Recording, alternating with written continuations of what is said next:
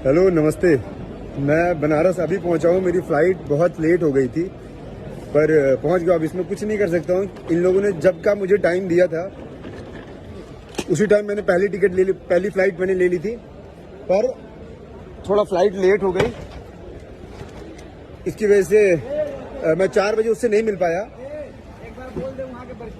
पर उसको 4 बजे मिलना था मेरे से, तो मैंने लोगों को भेज दिया था। वहां पे लोग आए थे उससे मिलने के लिए, पर ये आए थे पुलिस फोर्स लेकर के। लाइट जाए थोड़ा इसको तो।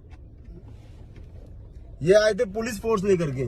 जो इंसान कुछ नहीं कर पाता है ना, वो पुलिस के पास जाता है। देख, तेरे से मुझे ना कुछ ऐसा नहीं है कि मैं तेरे लिए उतनी दूर से फ्लाइट टिकट बुक करके आऊंगा मिलने के लिए या तेरे से लड़ाई करने के लिए। इतना टाइम आज की डेट में किसी के पास नहीं है।